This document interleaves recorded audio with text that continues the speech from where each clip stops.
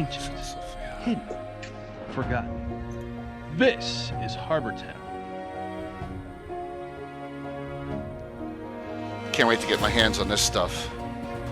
Harbor Town is an all-new series from Miniature Building Authority. Harbor the Town, leader I got a in tabletop whole gaming bunch of it scene. coming finally Unique, in August. Flexible and playable. Harbor Town will take your games. It's all pre-painted. Yay, pre-painted. Can I build that?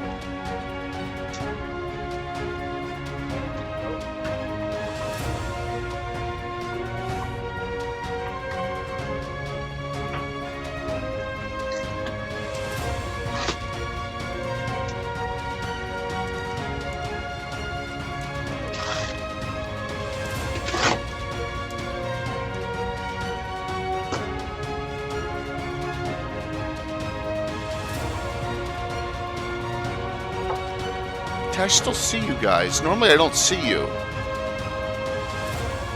Because I'm really cool. But you can see that, right? That's weird. I'm not looking at your screen right now. Sorry, hold on. I just want to make sure.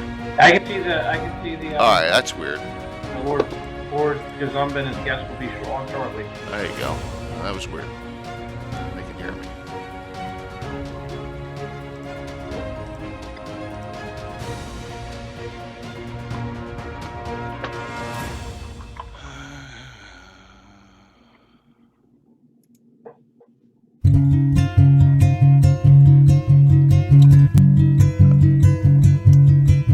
I hate that switch. Doesn't do it too well.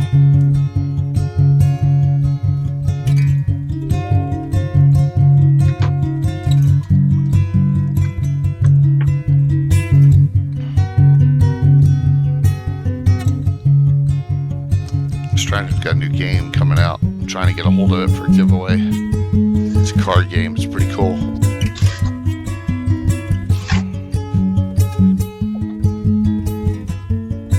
Now I'm confused. What should I be looking at?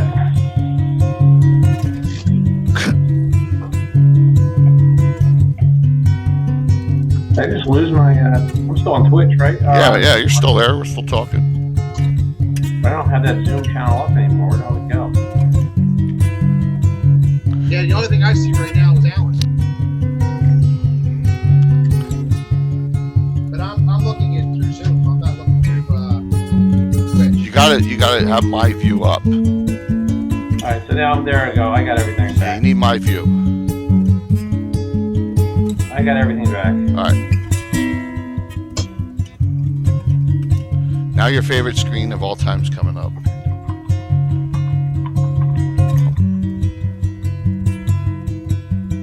I doubt it. Right now it's just the stratagem whiz dice thing, right? Michael Baton is missing. I don't see any of that. But like I said, I'm looking through Zoom. No, mine just jumps to whoever's talking.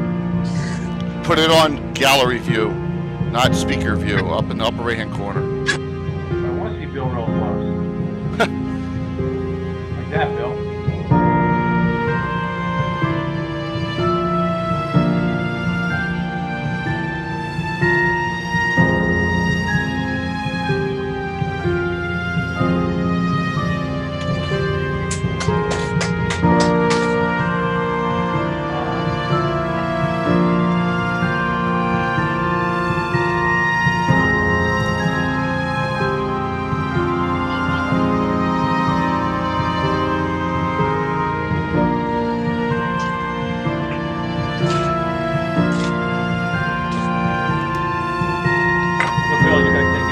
How close do we start, Jay?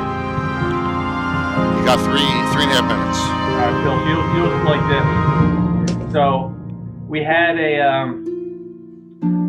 we in our shower we have the main shower, and then we have the handheld. Right. Sorry, we're already on camp. Too late. So we have the handheld and the main shower. The handheld is up broke, but it's going, so they replaced it for free. Right. They sent me a replacement. So I'm downstairs, I'm grabbing all my wrenches and everything, and I get ready, I go upstairs, I bring it upstairs, and I'm all ready, I get some tools out, lay some stuff down, was like, I wonder how this thing pops off. I was like, unscrew, it came right off. Put the other one on in about 8 seconds. Had to carry all my tools back downstairs. I'm like, what a pain in the ass. So easy. Today's technology is it's like changing a toilet's guts now. It takes all of 10 minutes. Changing a toilet or toilet seat? No, the guts of the toilet, because they don't make the plunger system like they used to. It's one single piece now. It just unscrews, hook the hose back up, and it's done. Yeah, as long as you don't have any leaks. In a perfect world, yeah. Time to chat about Thieves.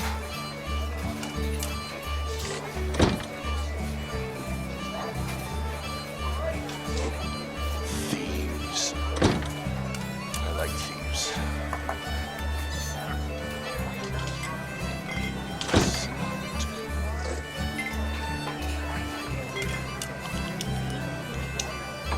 Jay, one of the things that's not on the list to discuss is Tim's new scout class, which is Thieves. Oh, I forgot that. Hey, Mark. Hey, Mark. How's it going? I don't know if Christoph's having problems or what, but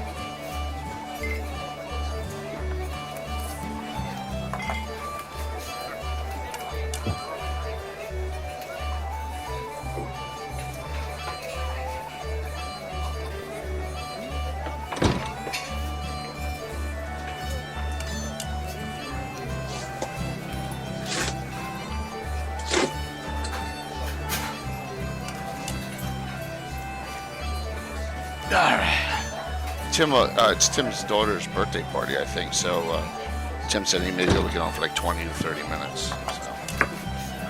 So. I have the best deep in the thing here. Because Lumen is not represented. Yeah, I completely forgot that the Scout was that's an early play test, though. I don't see Alhana on there either. Oh my gosh, guys! You know, just look at the room. I was running out of room, man. I couldn't fit everyone. Alan brings up a good point, which we're going to discuss right off the bat. Who's a thief and who's a wannabe thief that's multi-class?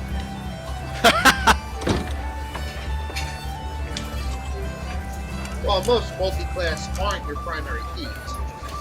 Right. There aren't many non-multi-class thieves. True. I have 2. I have none. That have a dual class, I should say. I have 2. Old school. Oh, I take it back. Llewellyn's on there. Alright, here we come. I'm going to come on here. Comment on. On my face. Oh, great. Time to discuss Thieves. Delve into it. What's up? I'm not sure what's up with Christoph. He's supposed to be on, but well, we're going to move forward with hello, everyone. Welcome. And J.K. Lorcazamba. I got a trio with me. So, trio Italiano.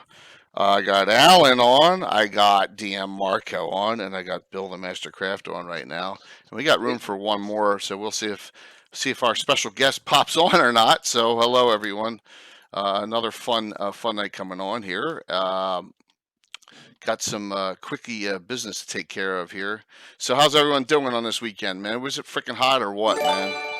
It's hot. Telling me. It's super. What? It's not hot there? No, I said you're telling me it was Oh yeah. blazing hot.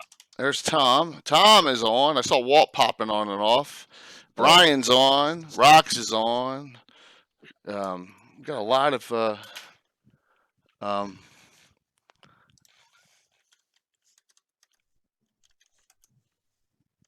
one sec here on. Let's see. So yeah, it's gonna be a fun one. So I'm looking forward to this discussion, and I'm just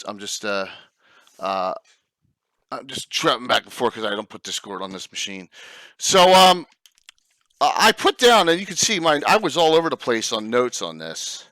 Our delving series, we always like to look into a lot of different character classes and stuff. And I thought at Thieves first, I was like, man, Thieves could really be, I don't know, in our campaign if they're underappreciated or people think they're boring, which I think sometimes, you know. But there's a lot of variety, and as I went more and more through the sheets, I was like, holy shit, there's a lot of thieves and thief subclasses we have.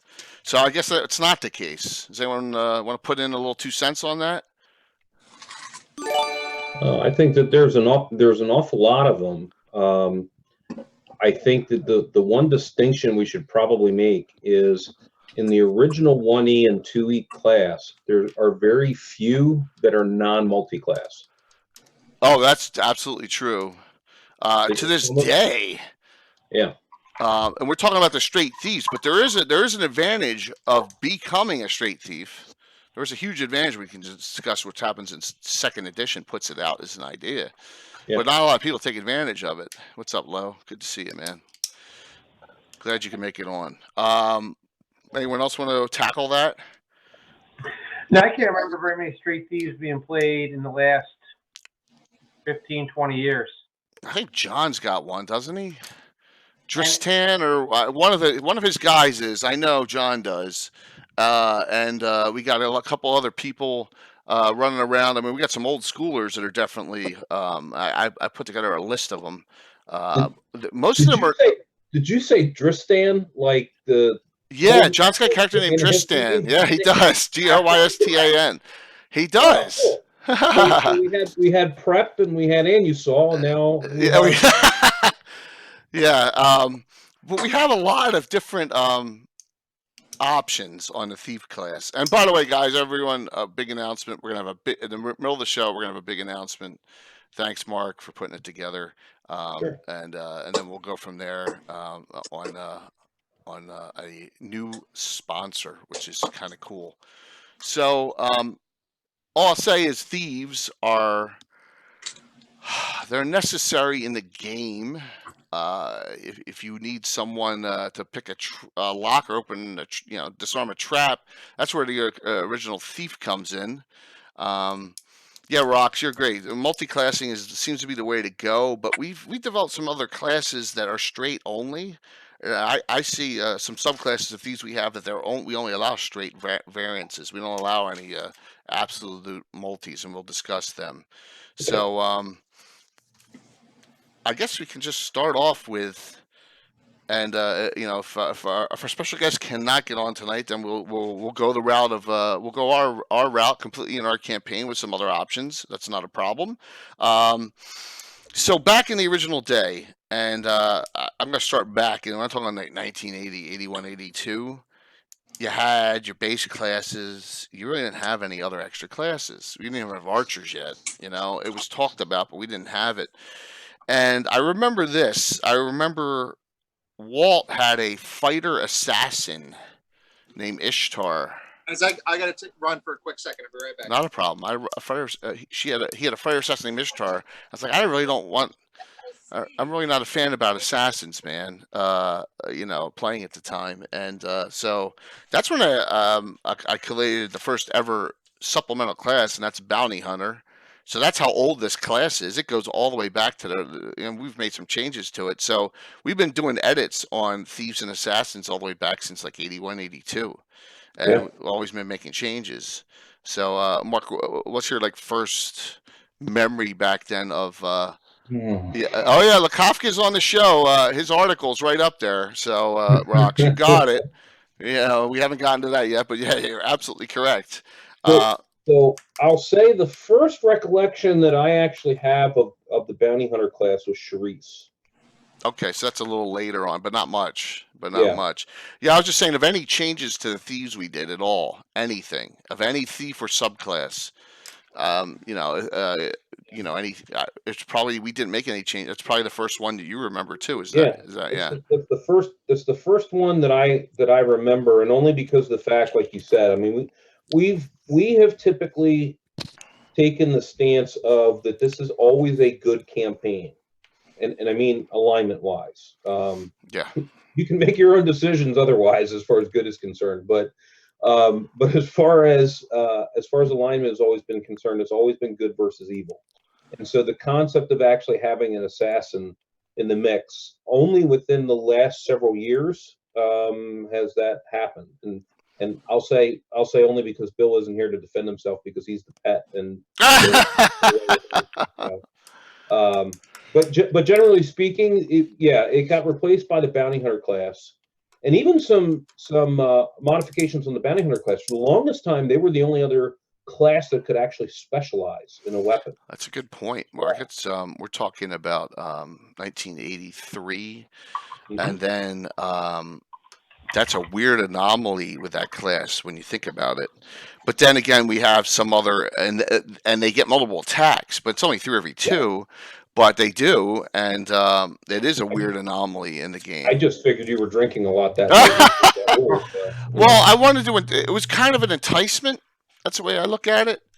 Carlos is on. Hey, it's kind of an enticement for that, and I didn't put a bounty hunter or any of those bizarre ones into my adventure with Carlos at Gen Con. I did put like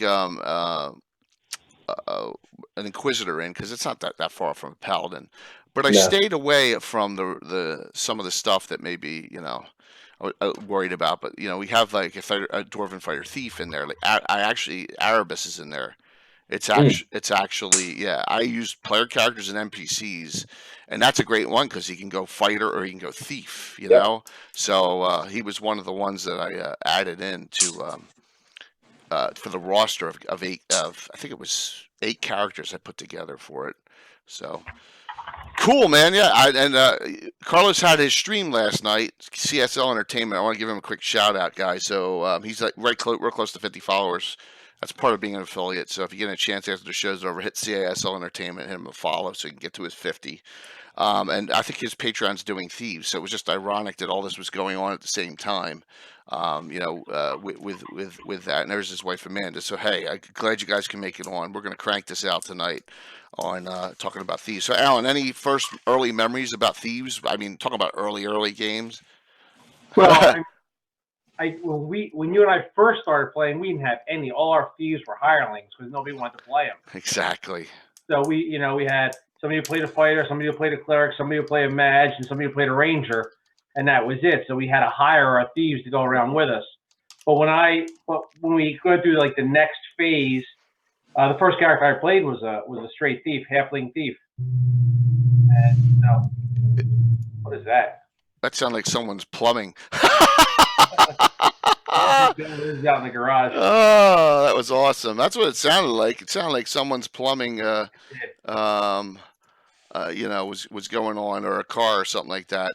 But so that's a true point. When we used in the days of the Rogues Gallery, where you were able to go out there and just we used to hire people right out of the Rogues Gallery when we were kids because we didn't know what the hell we were doing. I rule, okay, and the second Michael Baton sword goes out to someone, the flying wing sword. So we got that year. No, that's what Rocinante said. So so somebody on the outside, actually, you should say. Yeah. So that's 2. Yep, that's 1 year membership to Flying Wing Sword. And guess what? I don't get any other new markers like that until 2 years. It goes from like 1 year to 2 year, and then you got to be a partner. So once you hit the gloriousness of the gold Michael Baton Wing Sword, you don't go anywhere from there as of now. So yes. Oh, you made 51, Amanda. That's great. That's great. Great to see. Great to hear. But still, followers are always a good thing for you. So Thieves. You get to a point when Unearthed Arcana came out that they had all these weird new classes in there, and they butchered some, like the Cavalier, right? It was butchered in Unearthed Arcana. And the Barbarian was cool, but they had this thing called the Thief Acrobat. And you're like, did they? What's that? It's like what were they drinking? Yeah, I mean, we're like, what's that all about? Was that something that I don't know. Was it, the Dungeons and Dragons cartoon was 84, right? So it was a year after the Unearthed Arcana came out, if I recall. Yeah, it was. Well, actually, the cartoon itself portrayed more of the classes that were in Unearthed Arcana. Yeah, one was an acrobat. Yeah. You had just an acrobat thing because they actually had two different ones. So you had the sister, which was the thief, and then you had I don't remember what she was. She was the gymnast and she was the acrobat. Okay. So they actually split it. Yeah. And So get Bobby the Barbarian in there too. yeah, by Adam Rich's voice, and then Willie Yep. Ames was the Archer guy. Yeah. Yep. So the 8 is Enough crew. Well, it was a mess. The Thief Acrobat was a mess, and it was a mess for us for like almost 20 years. Yeah.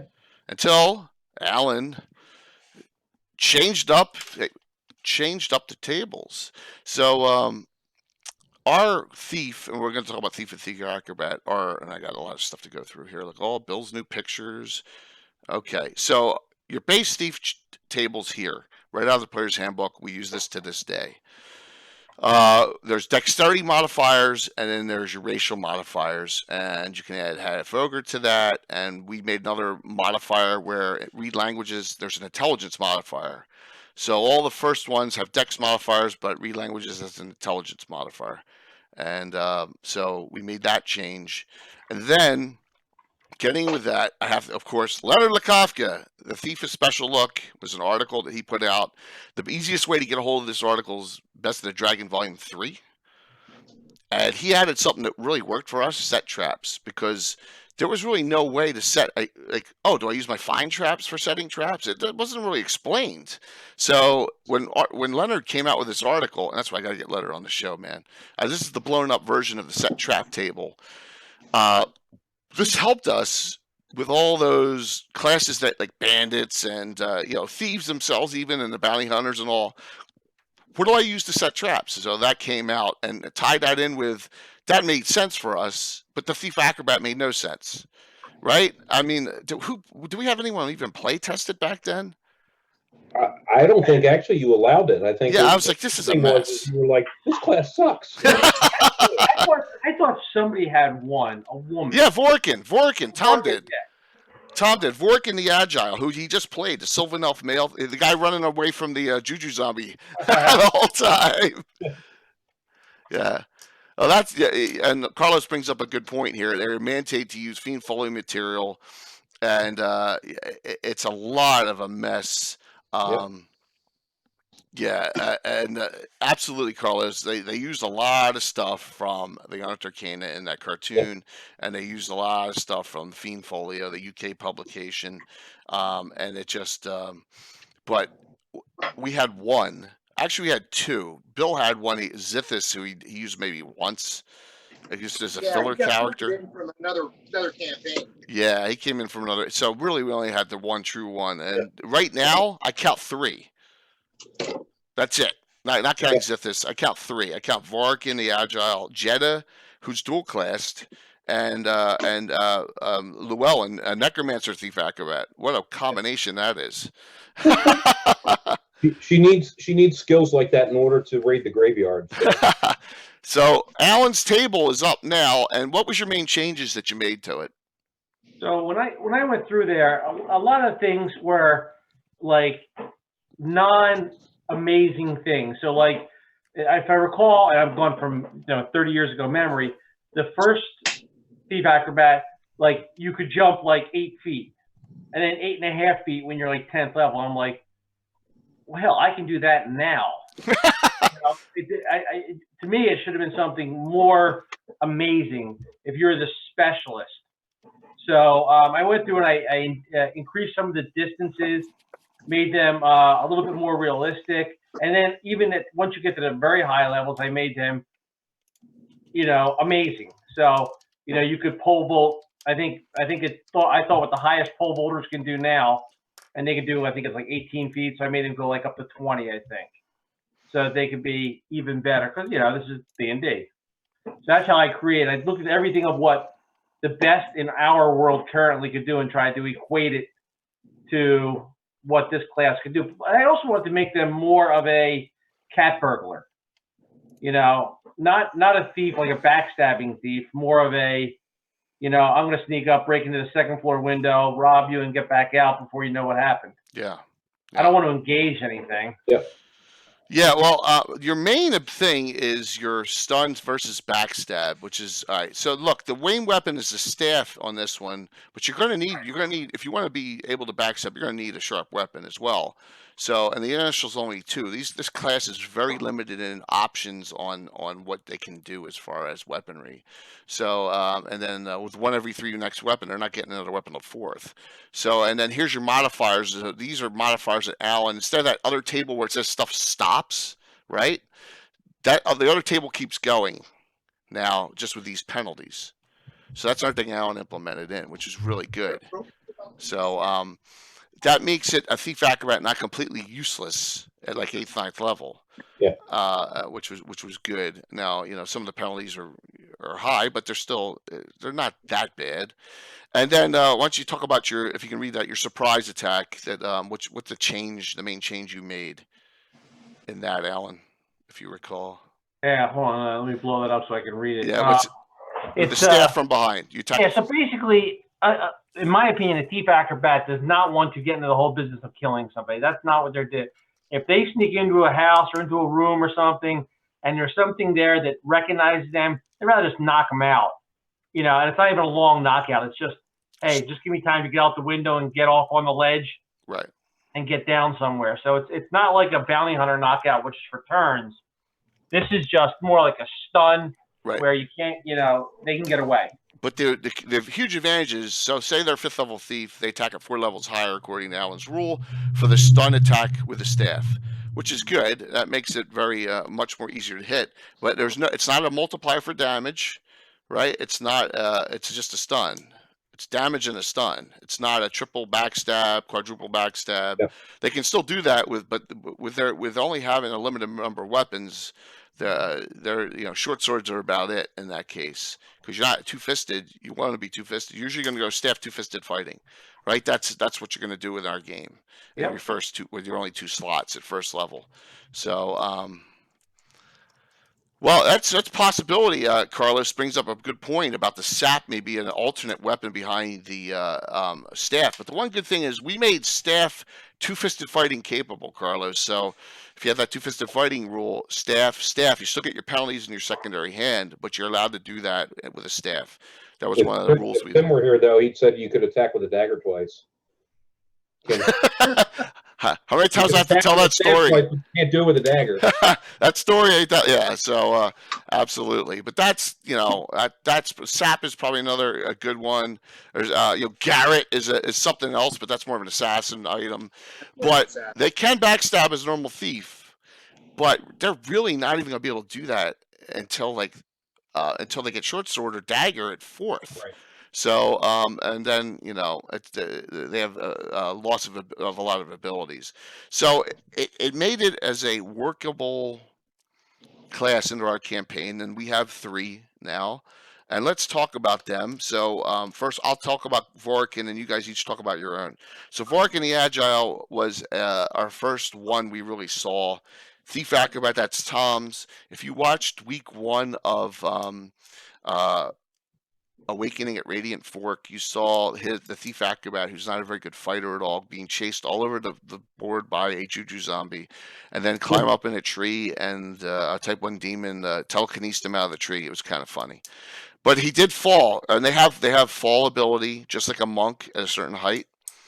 And up to like 30 feet at the level he wasn't going to take damage. So they have that. Their movement rate goes up, so he has 14-inch movement rate instead of 12, which is an advantage for getting away. And they have an evasion ability where they can attack and evade out. So that's cool. So talk about Jetta, Alan. So I don't even know where this came from, but I had an idea that Jetta was going to be from a different time. And somehow he ended up in Greyhawk and from our time, or he may be a little in the future for us. So he's got no hair on his body. He's like very intelligent. He's like a scientist. And he works out all the time like somebody, like Tim would. So he's got 18 every stat except for wisdom, because from where he came from, he had computers to make the decisions he didn't need to make. So when he came to this world, I wanted him to be something all have a super high stats, but if I made him a fight or something, it'd be way imbalancing. So I was trying to think of what group could I play test or play that wouldn't be imbalancing, but would be good for somebody who was just coming back to this era and didn't know about Magic and didn't know about anything else, So I said, Thief Acrobat, like a cut purse would be great, So everybody hates him. He was on our show last week. Yeah, everybody hates him because he always refers to, this will be like, Top Gun. They're like, what? Because he's seen all the things from our era. So I enjoy him as kind of like a comic relief guy for me. But now he's dual classed. Don't let Jay fool you. It's endearing, Alan. Okay. So, but what happened was this group developed with absolutely no Magic user skills whatsoever. And we were finding it to be a real bad or hole in our group. So he decided that once he got to 7th level that he would